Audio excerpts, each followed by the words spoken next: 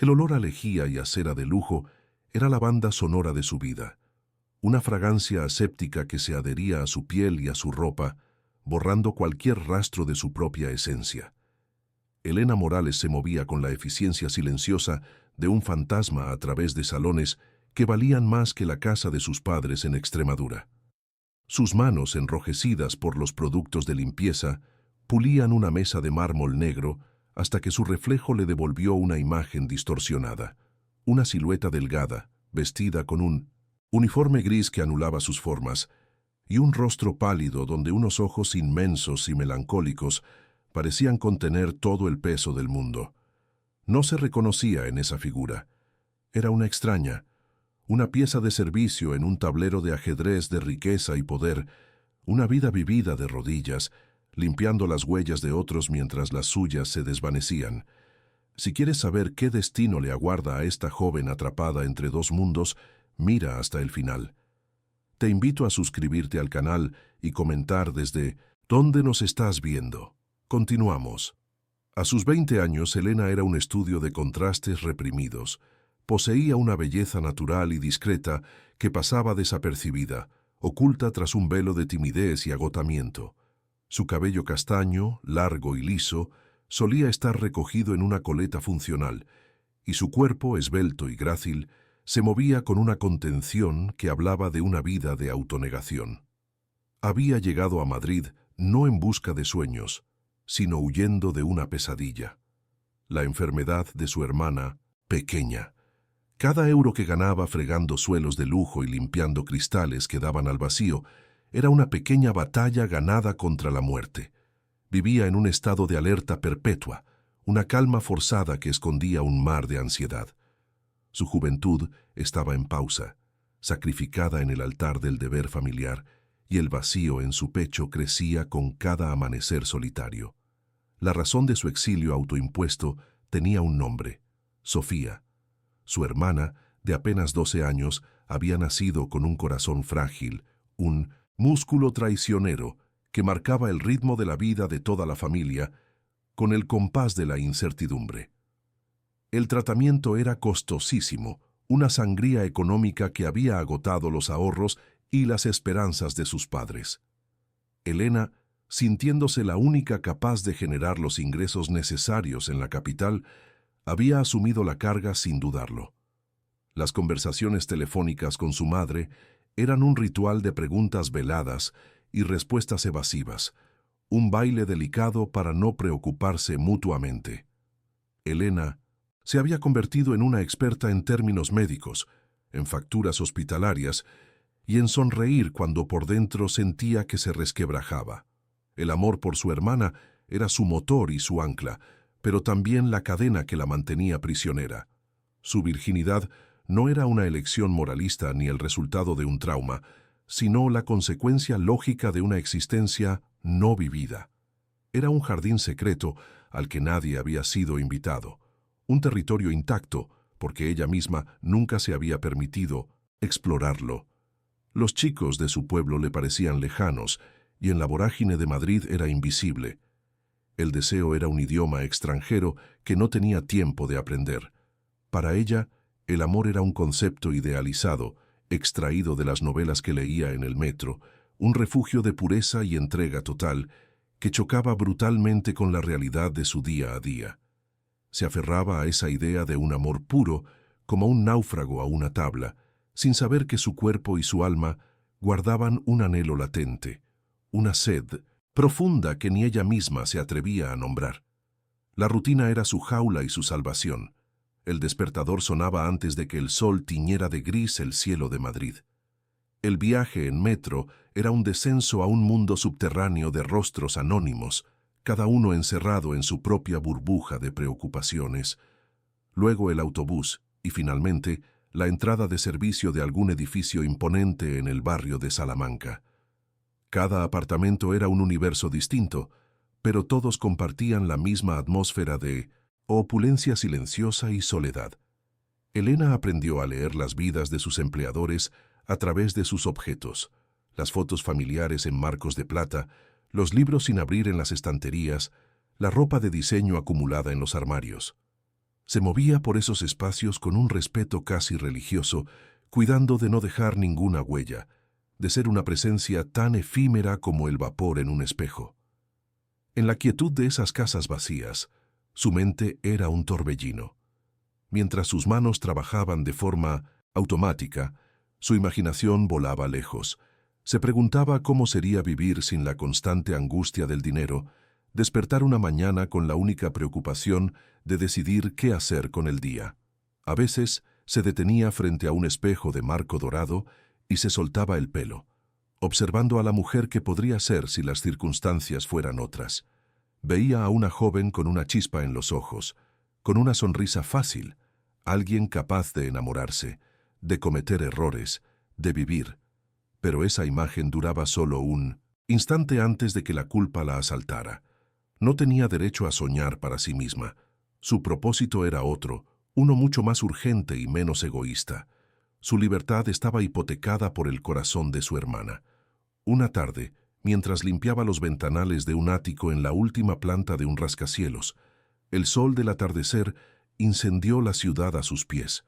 Madrid se extendía como un tapiz de luces y sombras, un océano de vidas y posibilidades del que ella era una mera espectadora. Apoyó la frente en el cristal frío, sintiendo la vibración del mundo allá abajo, tan cerca y a la vez tan inalcanzable. Se sintió abrumadoramente sola, una partícula de polvo suspendida en una jaula de cristal. Fue en ese momento de profunda desolación cuando un anhelo agudo y doloroso la atravesó. El deseo de ser vista, de ser algo más que un par de manos serviciales, de que alguien, por una vez, la mirara y viera el universo que se escondía tras sus ojos tristes. No sabía que su súplica silenciosa estaba a punto de ser escuchada. El apartamento que llamaba hogar era una habitación minúscula, en un piso compartido en Vallecas, un universo de olores a fritanga y paredes de papel que contrastaba violentamente con la opulencia aséptica de su jornada laboral. Aquí, el único lujo era el silencio, un bien escaso que solo llegaba en las profundidades de la madrugada. La ventana daba a un patio interior, un mosaico de ladrillo y ropa tendida que bloqueaba la mayor parte de la luz del sol. Era su refugio y su celda. Al llegar, se quitaba el uniforme gris como si se despojara de una piel ajena y se ponía un pijama gastado, el único atuendo que sentía verdaderamente suyo. Se sentaba en el borde de la cama, sintiendo el frío del suelo en los pies, y el peso del día se le desplomaba encima. Un cansancio que no era solo físico, sino que le calaba hasta el alma, dejándola vacía y sin fuerzas para nada más que existir. Las llamadas de su madre eran un ritual agridulce, un puente de voz que la conectaba con todo lo que había dejado atrás. La conversación seguía siempre el mismo guión. Primero, preguntas sobre su salud y su trabajo, formuladas con una delicadeza que apenas ocultaba la ansiedad subyacente. Luego, el parte médico de Sofía, un recuento de constantes vitales y pequeñas mejorías que Elena escuchaba con el corazón en un puño. Y finalmente, la estocada sutil, la pregunta velada sobre su vida personal. «No conoces a nadie, hija. Una chica tan buena como tú no debería estar tan sola». Su madre, anclada en la mentalidad de su pueblo, no entendía que en Madrid la soledad era una multitud. Elena respondía con evasivas, sintiendo la presión de una expectativa que no podía ni quería cumplir, la de un matrimonio que la salvara, una solución tradicional para un problema desesperado. Sobre la pequeña mesa de noche, junto a una foto de su hermana sonriendo, se acumulaban las facturas y los informes médicos. Eran papeles fríos, impresos en un lenguaje técnico que había aprendido a descifrar a la fuerza. Cada cifra era un golpe, un número que representaba horas de rodillas, litros de lejía y kilómetros de pasillos encerados. A veces, por la noche, los números bailaban tras sus párpados cerrados, una pesadilla matemática de la que no podía despertar. Aquellos documentos eran la prueba tangible de su cautiverio, la materialización de la enfermedad que no solo devoraba la salud de Sofía, sino también su propia juventud, su futuro y cualquier atisbo de libertad. Se sentía como si estuviera intentando llenar el océano con un dedal, un esfuerzo heroico y completamente inútil, condenada a una carrera contra un tiempo que se medía en latidos ajenos. Su vida en Extremadura parecía pertenecer a otra persona, a una versión de sí misma más ingenua y esperanzada. Recordaba el olor a tierra mojada después de la tormenta, el sabor de los higos recién cogidos del árbol y la sensación del sol en la piel durante las siestas de verano. Era una vida sencilla, predecible y, en cierto modo, asfixiante. Las expectativas eran claras: crecer, ayudar en casa, casarse con un buen chico del pueblo y repetir el ciclo de su madre y su abuela. Había anhelado escapar de esa senda marcada, soñando con la libertad anónima de la gran ciudad. La ironía era cruel. Había huido de una jaula pequeña y visible solo para encerrarse en otra mucho más grande e invisible, una prisión construida con los barrotes del deber y la culpa, donde la única vista era la de una vida que nunca sería suya. El aislamiento social era una consecuencia inevitable de su rutina. Sus compañeras de piso, 2 estudiantes de enfermería, vivían una realidad paralela de apuntes, exámenes y salidas nocturnas. A menudo las oía reír en el salón, compartiendo anécdotas sobre fiestas o chicos, y Elena se sentía como una espectadora de una película extranjera sin subtítulos. La invitaban por cortesía, pero ella siempre declinaba con la excusa del cansancio. La verdad era más compleja. No sabía cómo participar. ¿Qué podía contar ella? ¿El modo más eficaz de quitar una mancha de vino tinto de una alfombra persa? Su mundo era tan ajeno al de ellas que cualquier intento de conexión parecía artificial. Así que se refugiaba en su cuarto, en la compañía de sus libros, donde podía vivir 1000 vidas diferentes sin tener que enfrentarse a la dolorosa vacuidad de la suya. La agencia de limpieza era otro eslabón en su cadena de opresión. La señora Ramos, la supervisora, era una mujer de gesto agrio y voz metálica que las trataba con una eficiencia deshumanizadora. Para ella no eran personas, sino recursos. Morales, mañana le toca el ático de la Torre de Cristal. El señor Valdés es muy exigente. No quiero quejas. No había espacio para la enfermedad, el cansancio o los problemas personales. Eran invisibles, un ejército de mujeres con uniformes idénticos cuya única función era borrar la suciedad de los demás, hacer que el mundo de los ricos brillara un poco más. Elena aceptaba las órdenes con la cabeza, gacha, sintiendo cómo cada asignación la reducía un poco más, convirtiéndola en un simple par de manos, un objeto funcional en el engranaje de una maquinaria que la consumía sin piedad. En un pequeño acto de rebeldía silenciosa, un día se compró un bálsamo labial con un ligero tinte rosado. Fue un impulso, una pequeña concesión a la feminidad que mantenía oculta. En el baño de uno de los apartamentos que limpiaba, frente a un espejo con luces de camerino, se lo aplicó con manos temblorosas. Por un instante, vio un destello de la mujer que podría ser. Sus labios, sutilmente coloreados, parecían más vivos, su rostro menos pálido. Pero la imagen le devolvió una mirada de culpa. ¿Quién era ella para adornarse? ¿Qué derecho tenía a pensar en su propia belleza cuando cada céntimo contaba para la supervivencia de su hermana? Con un trozo de papel higiénico se frotó los labios con rabia, borrando el color y el efímero sueño de vanidad, castigándose por haber olvidado, aunque fuera por un segundo, cuál era su único y verdadero propósito. La voz de Sofía al otro lado del teléfono era su ancla y su tormento. Intentaba sonar alegre, le contaba cosas del hospital, de una enfermera simpática o de un programa de televisión que la había hecho reír. Elena le seguía la corriente, forzando una alegría que no sentía, construyendo un castillo de normalidad para protegerla. Pero podía oír la fragilidad en su respiración, el esfuerzo en cada palabra. Cada llamada era un recordatorio brutal de lo que estaba en juego. El amor inmenso que sentía por ella era la fuente de su fuerza, la razón por la que soportaba la humillación y el agotamiento. Pero ese mismo amor era también su debilidad, una vulnerabilidad absoluta que la dejaba expuesta y sin defensas. Sabía que haría cualquier cosa por salvarla, cualquier sacrificio, sin importar el coste. Era una certeza aterradora que anidaba en su pecho. Al terminar su jornada, el regreso a casa era una travesía por un mundo que la excluía. Caminaba por calles iluminadas por los neones de bares y restaurantes, viendo a través de los cristales a grupos de amigos que compartían risas y confidencias, a parejas que se miraban con una intimidad que a ella le parecía de otro planeta. La ciudad vibraba con una energía vital de la que ella no participaba.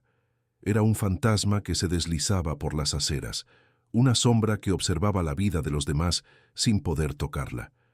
Sentía una punzada de envidia, un anhelo doloroso por algo tan simple como una conversación sin importancia o una mano que buscara la suya en la oscuridad.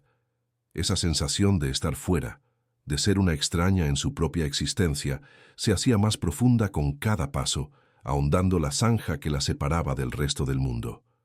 De vuelta en la soledad de su cuarto, la sensación de estar atrapada se volvía física, oprimiéndole el pecho hasta dificultarle la respiración. Miraba a su alrededor y solo veía los límites de su vida, las cuatro paredes, las facturas impagables, el futuro hipotecado.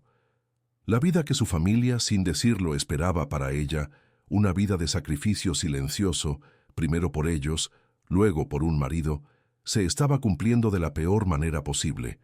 No había escapatoria. Cada decisión ya estaba tomada por las circunstancias, cada camino bloqueado por la necesidad. Se sentía como una marioneta cuyos hilos eran manejados por el destino, la enfermedad y el deber. Una profunda resignación comenzó a instalarse en su corazón, la peligrosa aceptación de que su vida no le pertenecía y de que estaba siendo preparada para un destino que no había elegido. El ático de la Torre de Cristal era menos un hogar y más un mausoleo a la soledad. A Elena se lo asignaron con una advertencia severa de su supervisora. El señor Valdés no tolera el más mínimo error. Al entrar por primera vez, el aire frío y el silencio sepulcral la sobrecogieron. El espacio era una vasta extensión de mármol blanco, acero pulido y cristal, donde cada mueble parecía una escultura minimalista colocada con precisión quirúrgica.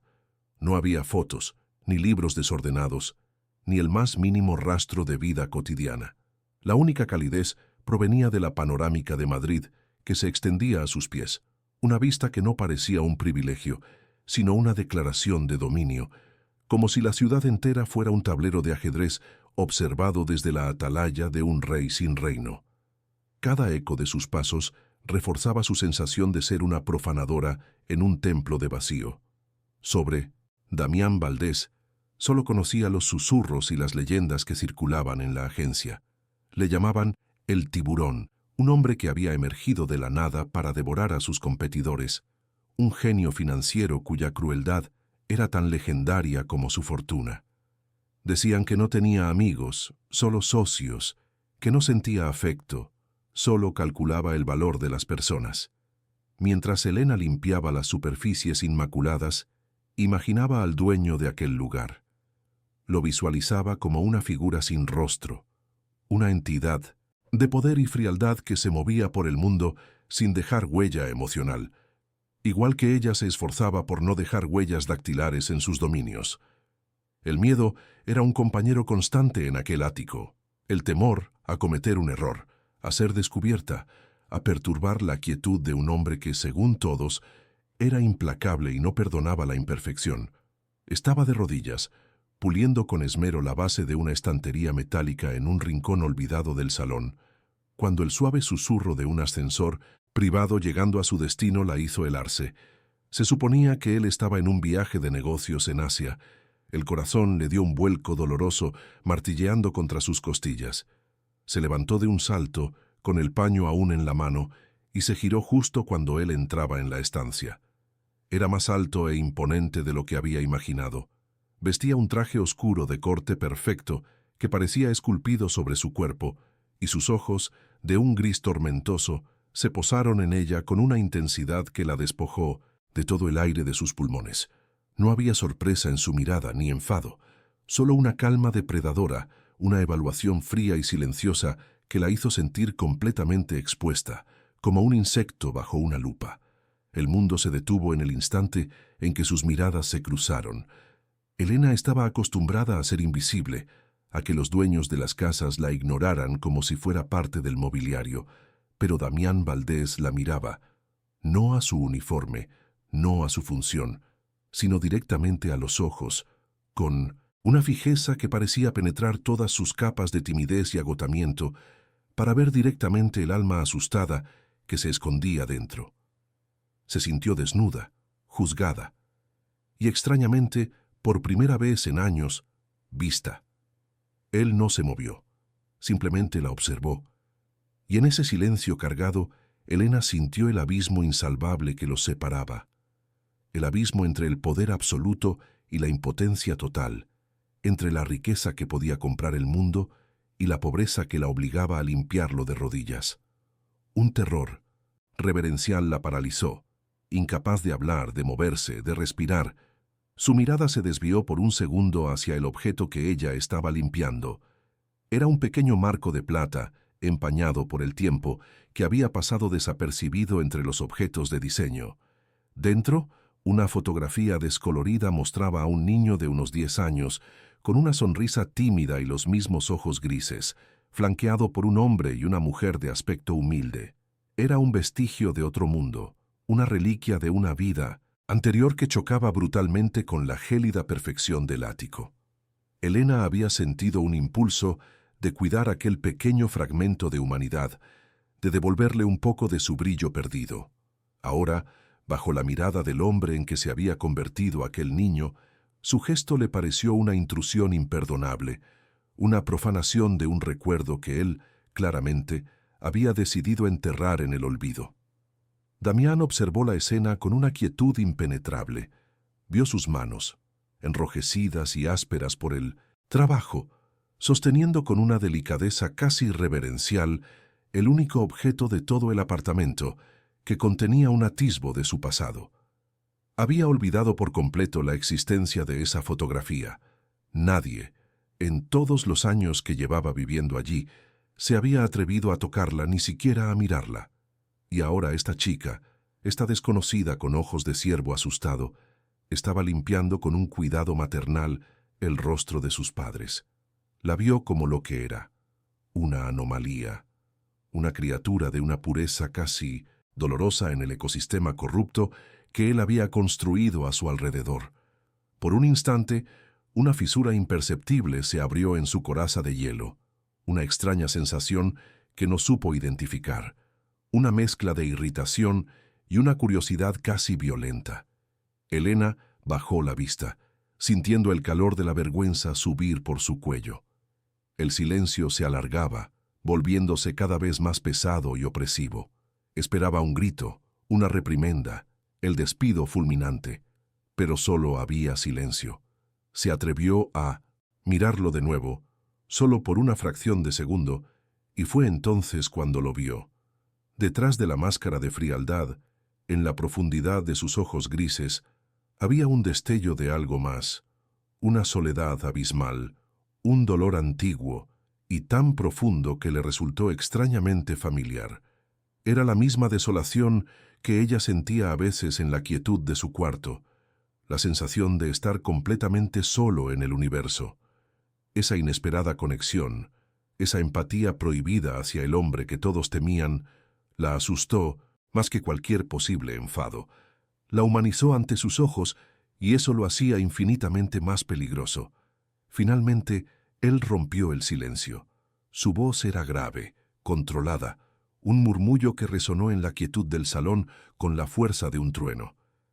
«Nadie ha tocado eso en años», dijo.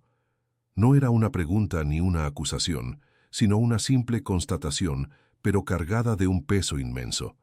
Elena sintió que las palabras se le atascaban en la garganta. Lo siento, señor. Solo estaba quitando el polvo. No volverá a ocurrir», balbuceó, su propia voz sonándole débil y ajena. Deseó con todas sus fuerzas poder desaparecer, volverse tan invisible como siempre había sido. Pero era demasiado tarde. Él ya la había visto, la había separado del resto del mundo con su atención, y ahora ella existía en su universo de una forma nueva y aterradora. El paño en su mano temblorosa se sentía de repente pesado como el plomo. Él no respondió a su disculpa. Simplemente mantuvo su mirada sobre ella un instante más, un instante que se sintió como una eternidad, como si estuviera memorizando cada detalle de su rostro, cada matiz de su miedo.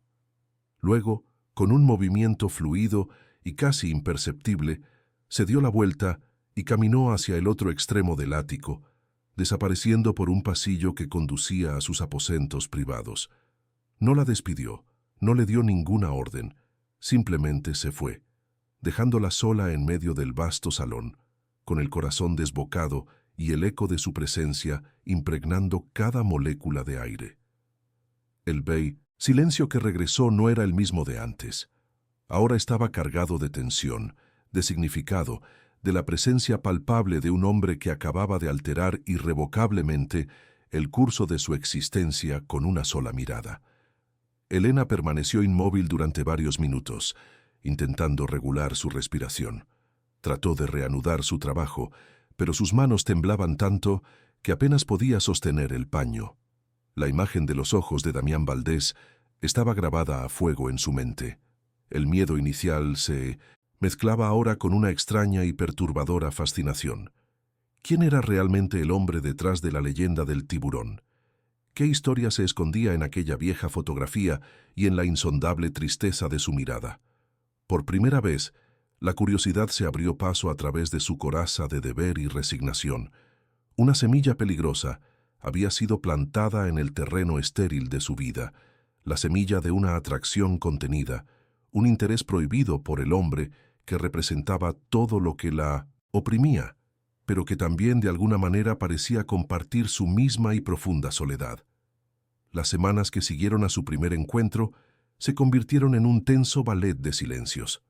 Elena regresaba al ático con el corazón encogido, esperando en cada jornada encontrar una nota de despido o la mirada gélida de su supervisora. Sin embargo, nada cambiaba. El apartamento seguía igual de impecable y vacío, pero la atmósfera se había densificado, cargada con el recuerdo de aquella mirada que la había desnudado por completo.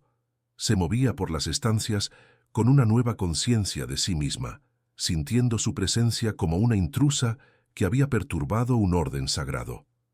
El silencio ya no era pacífico, sino expectante. Sentía la presencia de Damián Valdés, impregnada en cada objeto, en el aire que respiraba, una sombra invisible que la observaba incluso en su ausencia, haciendo que cada uno de sus gestos se sintiera torpe y magnificado. Entonces, él comenzó a estar allí. Al principio, eran apariciones fugaces, un cruce en un pasillo, el sonido de su voz grave en una llamada de negocios desde su despacho con la puerta entornada. Pero pronto, su presencia se volvió una constante. Se sentaba en un sillón de cuero negro frente a los ventanales, con un libro o una tableta en las manos, fingiendo una concentración que no engañaba a nadie. Elena sentía el peso de su mirada siguiéndola por la habitación, un escrutinio silencioso que la hacía erizarse. No era una vigilancia controladora, sino algo más complejo, una curiosidad intensa, casi depredadora. Por primera vez en su vida, alguien la observaba con una atención tan absoluta que la hacía sentir a la vez aterrorizada y extrañamente real. Dejó de ser invisible, y esa nueva visibilidad era tan adictiva como peligrosa. Elena se aferraba a su trabajo como un náufrago a una tabla, puliendo superficies ya brillantes y ordenando objetos perfectamente alineados, con una concentración casi febril. Era su única defensa contra la perturbadora influencia de Damián. Cada vez que sentía sus ojos sobre ella, se repetía a sí misma las razones de su sacrificio. El rostro pálido de Sofía, las facturas del hospital, la mirada preocupada de su madre. Él representaba un mundo de poder y frialdad que la oprimía, un universo al que ella no pertenecía. Sin embargo, una parte traicionera de sí misma no podía evitar la fascinación. Se preguntaba por el niño de la fotografía, por la soledad que emanaba de su figura imponente. Un anhelo, prohibido, Un deseo de entender al hombre detrás del monstruo comenzó a germinar en su interior, una flor venenosa que la llenaba de culpa. Un mediodía, el sol entraba a raudales por los ventanales, iluminando las partículas de polvo que danzaban en el aire. Damián estaba en su escritorio, con la cabeza entre las manos, la tensión marcando una línea dura en su mandíbula. Por primera vez, no parecía un magnate todopoderoso, sino un hombre agotado, aplastado por un peso invisible, movida por un impulso que no supo controlar, un instinto de cuidado que iba más allá de sus obligaciones. Elena llenó un vaso de agua fría y lo dejó sobre un posavasos en el borde de su escritorio. No dijo nada.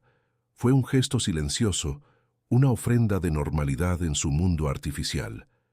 Él levantó la vista, sus ojos grises encontrando los suyos con una expresión de pura sorpresa. En esa mirada se suspendió el tiempo y el abismo entre ellos se estrechó peligrosamente por un instante. La reacción de Damián fue casi imperceptible, pero Elena la notó. Una microexpresión de desconcierto cruzó su rostro antes de que su máscara de frialdad volviera a encajar en su sitio. Estaba acostumbrado a que la gente le temiera, le adulara o intentara obtener algo de él. No estaba preparado para un acto de simple y desinteresada humanidad. Aquel vaso de agua era una anomalía en su ecosistema de transacciones calculadas, un gesto que no encajaba en ninguna de sus ecuaciones.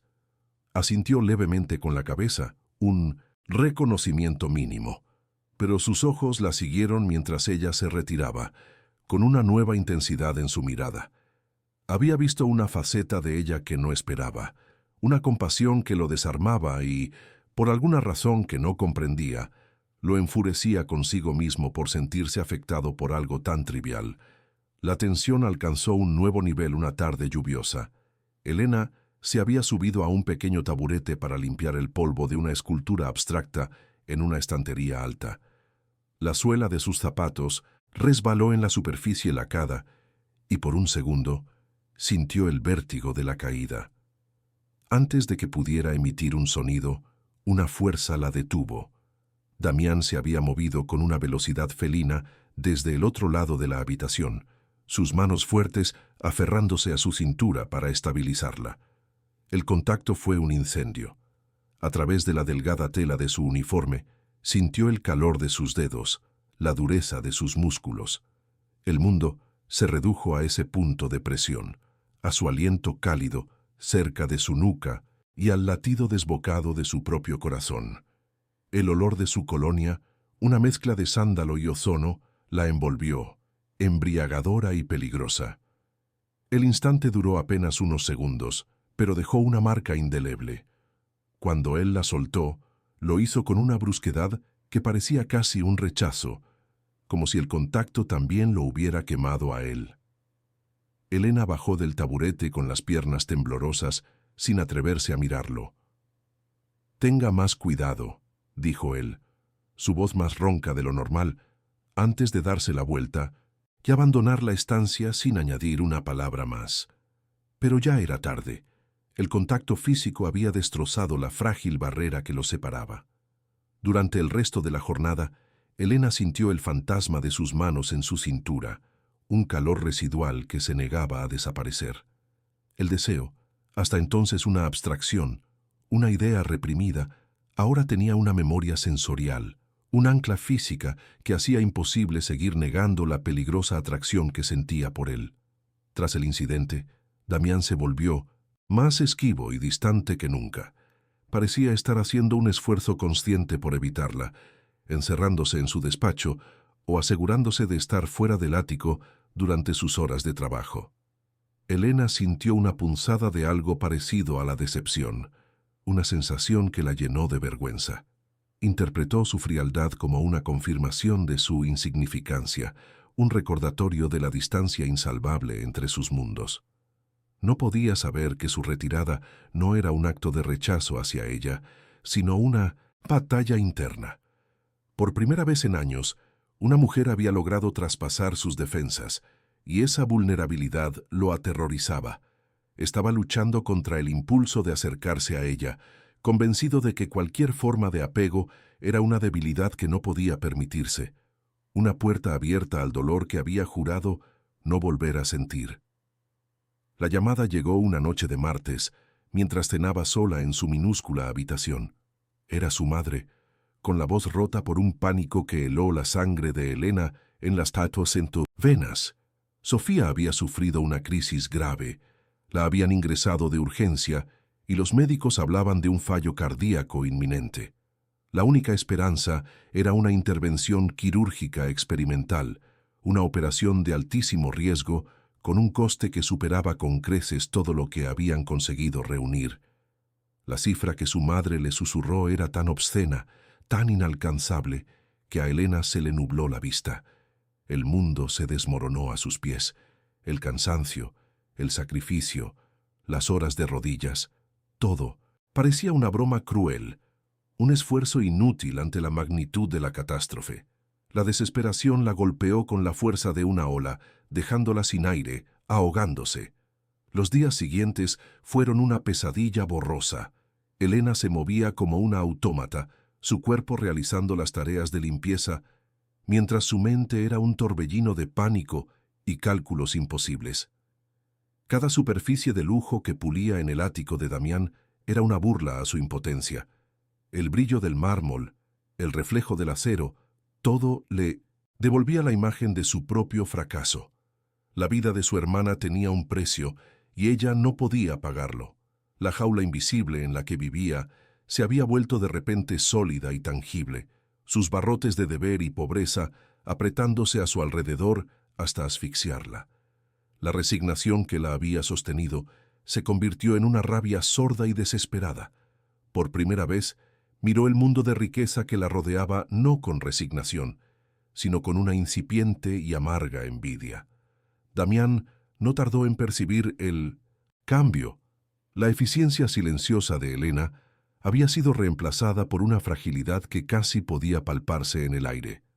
Sus movimientos eran mecánicos, sus hombros estaban hundidos por un peso invisible, y sus ojos, normalmente melancólicos, ahora estaban vacíos, velados por una angustia profunda. La observó desde la distancia, viéndola detenerse en medio de una tarea, con la mirada perdida en el horizonte de cristal, como si estuviera al borde de un precipicio.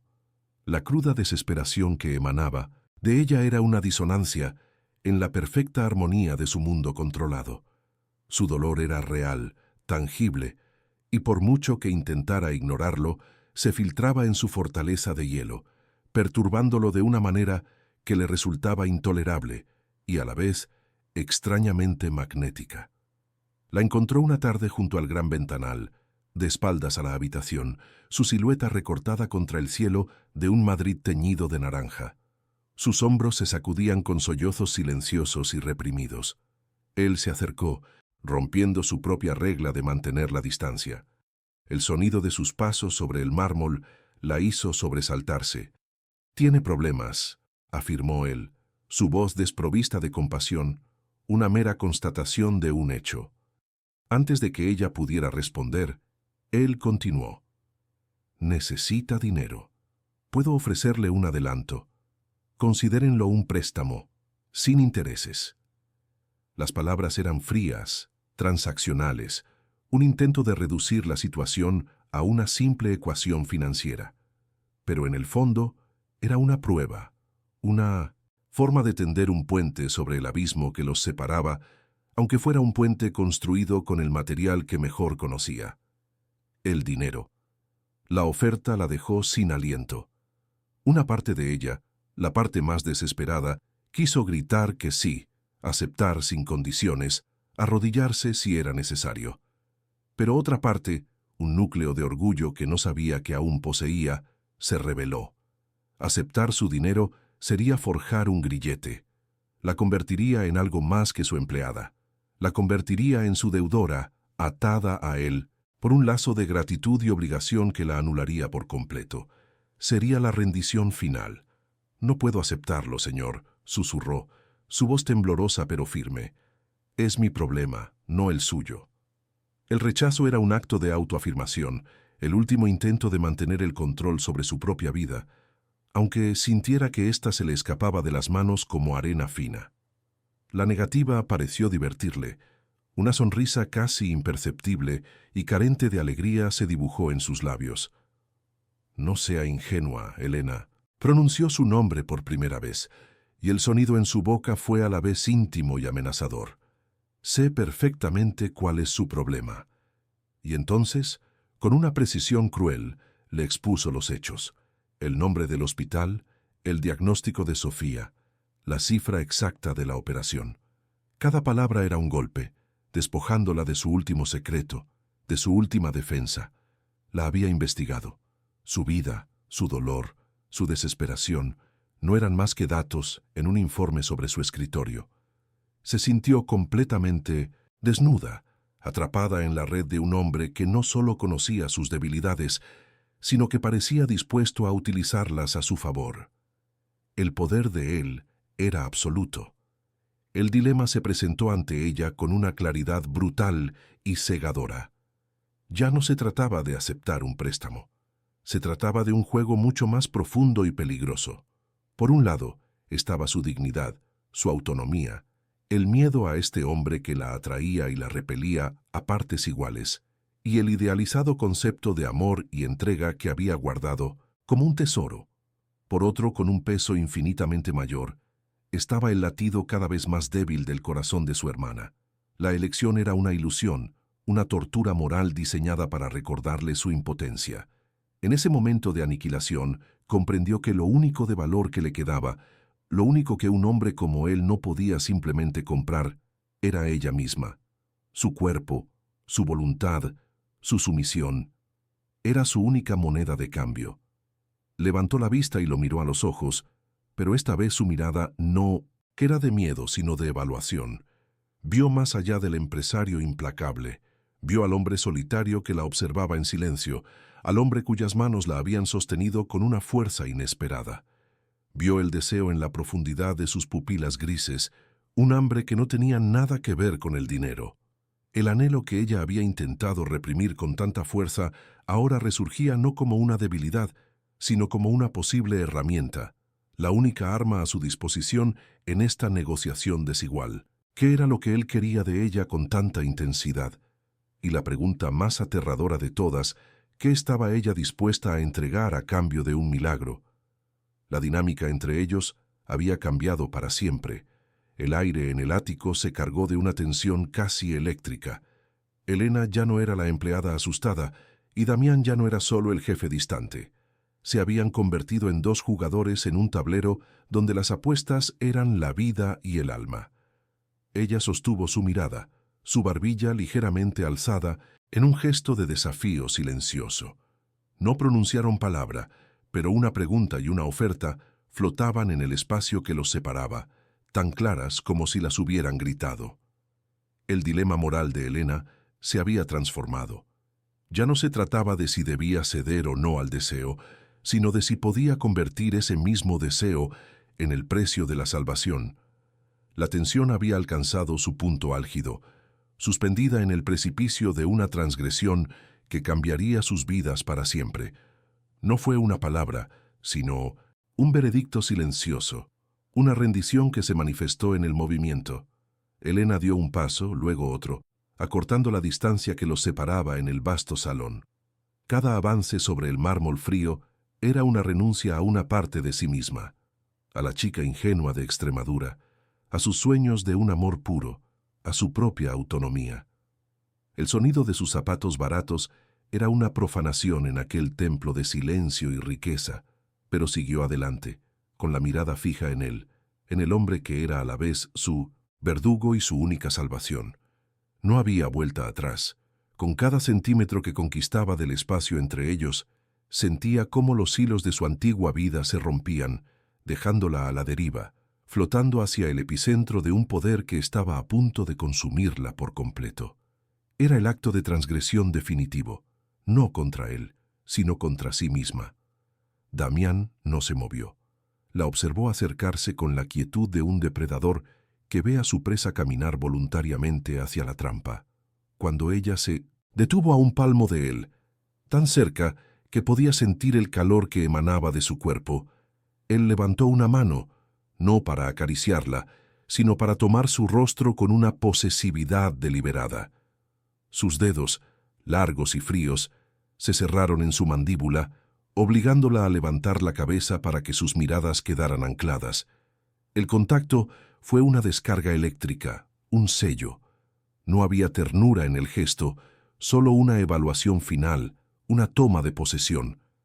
Elena tembló bajo su tacto, sintiendo la textura áspera de su piel contra la suya, el poder contenido en esa mano que podía construir imperios o destruirla a ella con la misma facilidad. En sus ojos grises no había triunfo, sino una oscuridad insondable, un abismo al que ella estaba a punto de arrojarse. El beso no fue una petición, sino una conquista. En el instante en que sus labios se encontraron, fue como si una presa contenida durante demasiado tiempo finalmente reventara. Damián la besó con una furia desesperada, una mezcla de hambre, castigo y una necesidad tan cruda que la dejó sin aliento. No era el beso de un amante, sino el de un hombre ahogándose que se aferra a la única tabla de salvación. Su boca devoró la suya, reclamando cada centímetro, borrando cualquier vestigio de su inocencia con una urgencia brutal. Elena sintió el sabor del whisky en su lengua, la aspereza de una barba incipiente contra su piel sensible y, sobre todo, la abrumadora soledad que emanaba de él. Era un beso que no hablaba de deseo, sino de una profunda y antigua herida, y ella, en su rendición, se convirtió en el único bálsamo posible para ese dolor. En medio de aquel asalto, algo se rompió dentro de Elena. El miedo y la resignación dieron paso a una respuesta inesperada, una corriente de su propio anhelo reprimido que surgió desde las profundidades de su ser. Devolvió el beso con una torpeza febril, una entrega que no era solo parte del pacto, sino una admisión de su propia y secreta sed. Sus manos, que habían permanecido inertes a sus costados, ascendieron para aferrarse a las solapas de su chaqueta, anclándose a él como si temiera ser arrastrada por la corriente. Por primera vez, no era la cuidadora, la sacrificada, la virgen asustada. Era una mujer descubriendo el poder y el terror de su propio deseo, un territorio inexplorado que ahora era reclamado por el hombre que había comprado su alma. En ese beso, el contrato se disolvió, y solo quedaron dos almas desesperadas colisionando en la oscuridad. La furia del beso se fue atenuando, transformándose en algo más profundo y desolador. Damián rompió el contacto, pero no se apartó. Apoyó su frente contra la de ella, y Elena pudo sentir los temblores que recorrían su cuerpo imponente. Su respiración era entrecortada, el sonido de un hombre que ha perdido el control que tanto se esforzaba por mantener. Mantuvo los ojos cerrados, y en la tensión de su mandíbula, en el leve fruncimiento de su ceño, ella vio la primera grieta real en su armadura de hielo. No era el magnate, todopoderoso, el tiburón que todos temían. Era un hombre roto, atormentado por fantasmas que ella no podía ver, pero que ahora sentía en la desesperación con la que se aferraba a ella.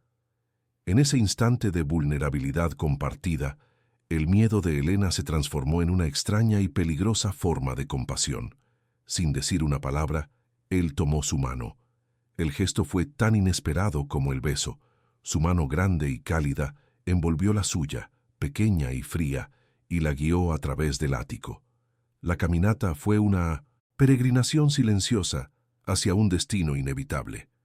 Pasaron junto a las esculturas de diseño, los muebles minimalistas y los ventanales que mostraban una ciudad indiferente a su drama. Cada paso era un eco en el silencio, marcando el final de una vida y el comienzo de otra. Elena se dejó llevar, sintiendo la fuerza de su agarre no como una imposición, sino como una extraña promesa de seguridad en medio del abismo. Estaba cruzando el umbral de su jaula de oro, no como una prisionera llevada a su celda, sino como una acólita conducida al altar de un sacrificio que ella misma había elegido. La habitación de Damián era la personificación de su dueño, vasta, oscura y despojada de cualquier elemento personal, a excepción de una inmensa cama que dominaba el centro del espacio. Las luces de la ciudad se filtraban a través de las cortinas translúcidas, bañando la estancia en un resplandor fantasmal. Él la soltó y se detuvo frente a ella, su silueta recortada contra el horizonte de neón. Silencio regresó, pero ahora era diferente, cargado de una intimidad expectante. Sus ojos grises la recorrieron de la cabeza a los pies, una mirada que no era de juicio, sino de una reverencia casi dolorosa. Era como si la estuviera viendo por primera vez, despojada de su uniforme, de su función, de su pasado. En esa mirada, Elena comprendió que el acto que estaba a punto de ocurrir era mucho más que el cumplimiento de un contrato. Era una transgresión que los marcaría a ambos para siempre. Comenzó a desvestirla con una lentitud casi ceremonial. Sus dedos, que antes la habían sujetado con dureza, ahora se movían con una delicadeza que la sorprendió, desabrochando los botones de su tosco uniforme, como si estuviera desenvolviendo un objeto frágil y precioso. Cada capa de ropa que caía al suelo era una piel de su antigua vida que abandonaba. La blusa funcional, la falda modesta, la ropa interior barata, todo desaparecía, dejándola expuesta bajo su mirada intensa. El aire frío de la habitación le erizó la piel, pero no fue el frío lo que la hizo temblar, sino la vulnerabilidad absoluta de estar desnuda ante él, no solo en cuerpo, sino en alma. Él no la tocó más allá de lo necesario para quitarle la ropa. Simplemente la observó, memorizando cada curva, cada sombra, con una concentración que era a la vez adoración y tormento. Cuando ella estuvo completamente desnuda ante él se quitó la chaqueta y la camisa con un movimiento rápido, casi impaciente. Fue entonces cuando ella lo vio. A la luz tenue de la ciudad, una red de cicatrices blanquecinas se extendía por su torso y su espalda, un mapa de un dolor antiguo y violento que contradecía la perfección de su mundo. Eran las marcas físicas de los demonios que lo atormentaban, la prueba tangible de que su frialdad era una fortaleza construida sobre las ruinas de una batalla perdida. Movida por un impulso más fuerte que el miedo, Elena levantó una mano temblorosa y trazó el contorno de una de las cicatrices más largas. El contacto fue eléctrico. Él se estremeció como si lo hubiera quemado, y un sonido ahogado, a medio camino entre el dolor y el alivio, escapó de sus labios. En ese gesto de pura compasión, ella había tocado su alma rota. La unión de sus cuerpos fue una colisión de dos soledades, un acto desesperado por encontrar refugio en el otro. No hubo brutalidad, solo una ternura cruda y urgente. Él la tumbó en la cama con una reverencia que la abrumó, y cuando entró en ella, lo hizo con una lentitud que era a la vez un descubrimiento y una súplica. Para Elena fue un dolor agudo y fugaz, seguido de una plenitud abrumadora, la rendición final de su cuerpo y de la última barrera que la protegía. Para Damián, fue el primer acto de conexión real en una vida de aislamiento autoimpuesto. Mientras se movía dentro de ella, le susurró su nombre contra la piel, no como una afirmación de posesión, sino como una oración desesperada. El contrato se había disuelto en la carne y el alma, reemplazado por un vínculo mucho más complejo y peligroso que ninguno de los dos podría haber previsto. El amanecer se filtró en la habitación como un intruso gris y frío, despojando a la noche de sus sombras y de su intimidad. Elena despertó sola en la inmensidad de la cama. La seda de las sábanas se sentía resbaladiza y ajena contra su piel. El espacio vacío a su lado era un grito silencioso, una ausencia que pesaba más que cualquier presencia. Su cuerpo dolía, un dolor sordo que no era solo físico, sino el eco de una frontera cruzada, de una inocencia irrevocablemente perdida. El olor de Damián, una mezcla de sándalo y piel, aún flotaba en el aire, un fantasma olfativo que le recordaba que nada de aquello había sido un sueño. Se sentía marcada, no como una amante, sino como una propiedad que acababa de ser reclamada. La magnitud de su sacrificio la golpeó con la fuerza de una resaca, dejándola vacía y temblando en el gélido silencio de la jaula de oro. Cuando él entró en la habitación, era un extraño.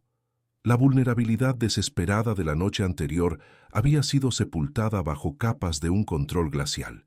Vestido con un traje oscuro impecable, listo para conquistar el mundo, parecía una figura de otro universo.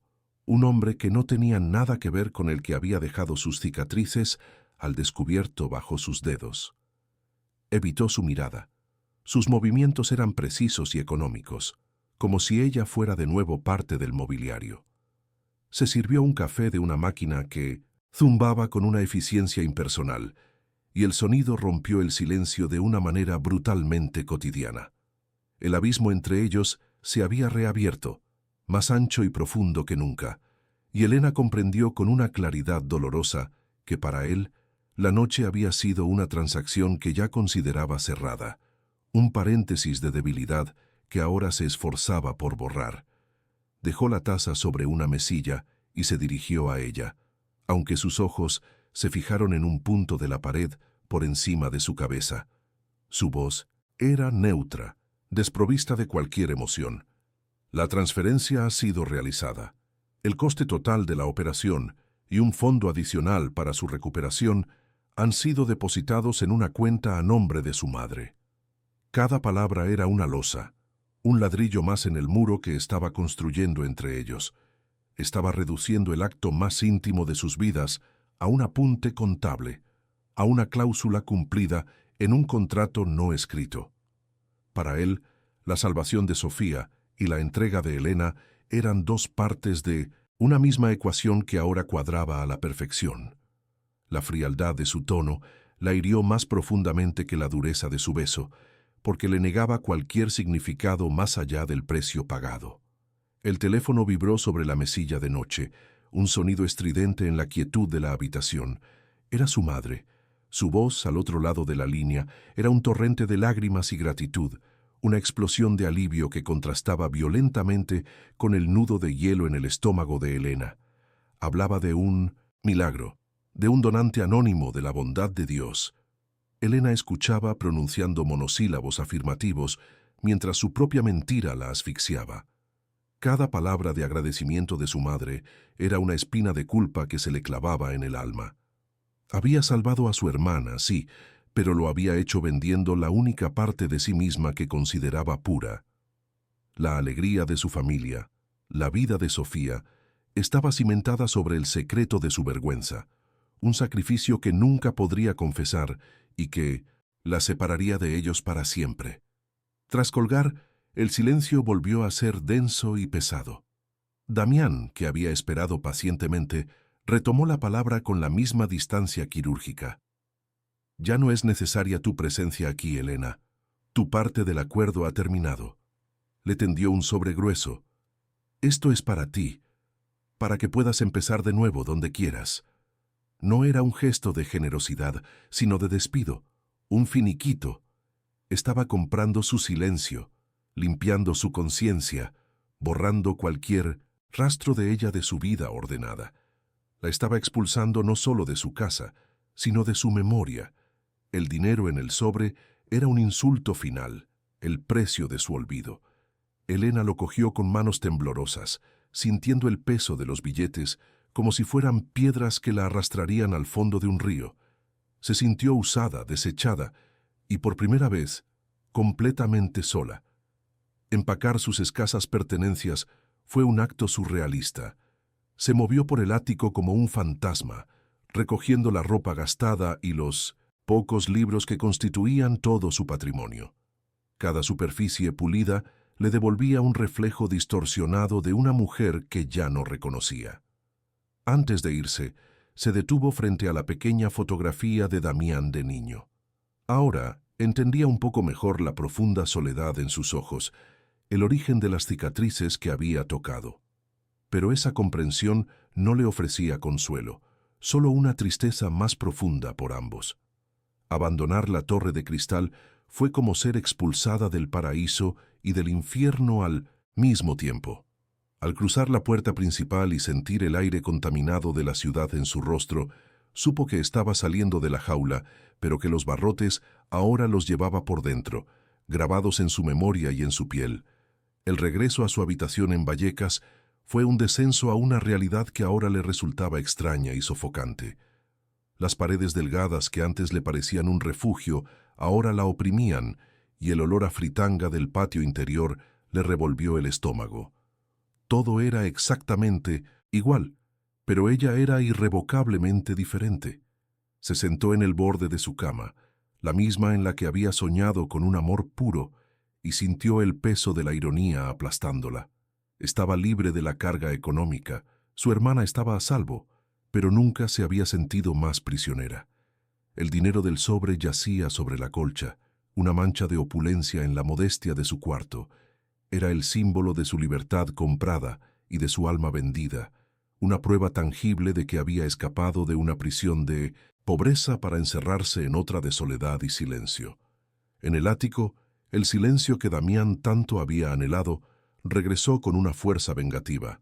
El orden estaba restaurado, la anomalía había sido eliminada. Pero el vacío que dejó Elena era una presencia física, una herida en la perfecta quietud de su mundo. Se encontró de pie en medio de su dormitorio. El olor de ella aún persistía en las sábanas, un perfume sutil a jabón barato y a piel joven que se negaba a desaparecer. Por primera vez en 1900 años, su fortaleza de hielo no le ofrecía consuelo, sino que se sentía como una tumba.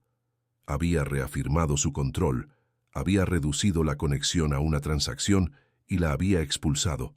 Pero la victoria tenía el sabor amargo de las cenizas.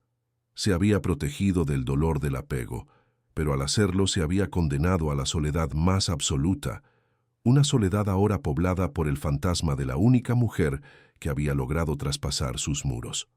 Los días se convirtieron en semanas. La operación de Sofía fue un éxito rotundo. Las llamadas de su madre eran pura luz, llenas de planes y de un futuro que, por primera vez, parecía posible. Superada la crisis, en la calma que siguió a la tormenta, algo comenzó a cambiar dentro de Elena. La vergüenza y la culpa seguían ahí, agazapadas en un rincón oscuro de su corazón, pero junto a ellas, una nueva sensación empezó a germinar, una extraña y dura resiliencia. Había enfrentado una elección imposible y había actuado. No había sido una víctima pasiva del destino. Había tomado las riendas aunque el precio hubiera sido terrible. El acto de transgresión, de venderse para salvar a su hermana, la había roto, pero en las grietas de su ser roto, una nueva fuerza, más oscura y más real, comenzaba a arraigar. Una noche se asomó a la ventana de su pequeña habitación y miró las luces de Madrid. Ya no veía un océano de posibilidades inalcanzables, sino un mundo complejo y lleno de matices, un lugar donde la pureza y la corrupción a menudo bailaban juntas. Ya no era la chica ingenua de Extremadura que creía en cuentos de hadas. Había conocido la oscuridad, tanto la de Damián como la suya propia, y había sobrevivido. No se sentía limpia ni feliz, pero se sentía real. La experiencia la había despojado de sus ilusiones, pero a cambio le había dado una comprensión más profunda y amarga de la vida. Sabía que este no era un final, sino un comienzo doloroso, solitario y aterrador, pero por primera vez un comienzo que sentía verdaderamente suyo. Pasaron 6 meses, 6 meses en los que el mundo de Elena se reconfiguró por completo. Con el dinero que Damián le había dado, no se compró una vida de lujos, sino de libertad. Alquiló un pequeño apartamento luminoso en un barrio tranquilo, lejos del bullicio de Vallecas y de la opulencia asfixiante de Salamanca. Se matriculó en un curso de auxiliar de enfermería, un camino que sentía como una extensión natural de su instinto de cuidado, una forma de dar un nuevo significado al sacrificio que había hecho. Ya no caminaba con la cabeza gacha, su cuerpo se movía con una nueva seguridad, y aunque la melancolía no había desaparecido del todo de sus ojos, ahora compartía espacio con una determinación serena. La jaula se había abierto, y aunque las alas aún estaban magulladas, estaba aprendiendo a volar de nuevo, en un cielo más pequeño pero infinitamente más suyo. Un día, mientras regresaba de sus clases, encontró un paquete rectangular apoyado en la puerta de su apartamento. Era una caja delgada, envuelta en un papel oscuro y elegante, sin remitente. Solo su nombre escrito con una caligrafía precisa y angulosa que reconoció al instante. El corazón le dio un vuelco doloroso, un eco del pánico que había sentido tantas veces en su presencia. Durante un largo rato se quedó mirándolo, temiendo que dentro hubiera más dinero, otro intento de comprar su silencio, de borrar la mancha de su recuerdo. Sus manos temblaron al cogerlo, el tacto del papel de lujo se sentía extraño y fuera de lugar en su mundo sencillo. Era un fragmento del pasado que había irrumpido en su frágil presente, amenazando con reabrir heridas que apenas comenzaban a cicatrizar. Con una respiración profunda, lo llevó dentro, preparándose para el fantasma que estaba a punto de liberar. Con dedos vacilantes, deshizo el envoltorio. Dentro, sobre un lecho de terciopelo negro, no había joyas ni billetes, sino el pequeño marco de plata que había limpiado aquel primer día. Pero no era él mismo. La plata, antes empañada y triste, ahora brillaba con un fulgor restaurado, y la fotografía descolorida había sido tratada con un cuidado de experto. Los rostros de los padres de Damián habían recuperado parte de su calidez, y la sonrisa tímida del niño parecía más nítida, más real, como si un velo de tiempo y olvido hubiera sido retirado. No era un regalo, era una confesión. Era la única pieza de su alma que él había dejado a la vista, el único vestigio de su humanidad perdida, y se lo estaba entregando a ella. Era un acto de rendición, un reconocimiento silencioso de que ella había visto la verdad detrás de su máscara de poder. Elena tomó el marco entre sus manos, y esta vez no sintió el frío del metal, sino un calor extraño y profundo. Comprendió el significado del gesto con una claridad que le atravesó el alma. Él no estaba intentando comprarla ni poseerla. Estaba devolviéndole algo, no a ella, sino a sí mismo, a través de ella. Le estaba confiando el recuerdo de su propia inocencia perdida, como si solo en sus manos pudiera estar a salvo de su propia oscuridad. Las lágrimas que brotaron de sus ojos no fueron de vergüenza ni de dolor, sino de una compasión abrumadora y liberadora. Lloró por el niño de la fotografía, por el hombre roto en que se había convertido y por la chica asustada que ella había sido. En ese instante, el contrato de carne y dinero se disolvió para siempre, reemplazado por un vínculo de comprensión silenciosa que trascendía la culpa y el deseo. A cientos de metros de altura, en la quietud de su ático, Damián Valdés miraba el espacio vacío en la estantería. El hueco era un grito en el orden minimalista de su vida, un recordatorio constante de lo que había entregado. Enviar la fotografía había sido el acto más irracional y vulnerable de su existencia, un impulso que no había podido reprimir. Sabía que nunca podría disculparse con palabras, que cualquier intento de explicar sus demonios sería inútil. Aquel objeto era su único lenguaje, la única forma de decirle que ella había tenido razón, que había visto al niño asustado detrás del monstruo. No esperaba su perdón ni su regreso. Solo esperaba, con una desesperación que no se permitía nombrar, que ella entendiera que su acto no había sido en vano, que al tocar sus cicatrices había plantado una semilla de humanidad en la tierra yerma de su alma. Elena colocó la fotografía en su modesta mesilla de noche, justo al lado de una imagen reciente de Sofía, sonriente y llena de vida. Los dos mundos, el de la luz recuperada y el de la oscuridad comprendida, ya no estaban en conflicto, sino que coexistían en el pequeño altar de su nueva vida. Se acercó a su propia ventana, que no daba a una panorámica de poder, sino a una calle arbolada donde los niños jugaban al atardecer. El futuro era una página en blanco, una senda incierta sin mapas ni garantías. Quizás nunca volvería a verlo, o quizás el destino, con su ironía cruel y poética, los volvería a cruzar. Pero ya no importaba. El pacto se había roto, y en su lugar había nacido una conexión invisible y frágil. Ya no era de él. Finalmente, y por primera vez, era dueña de sí misma.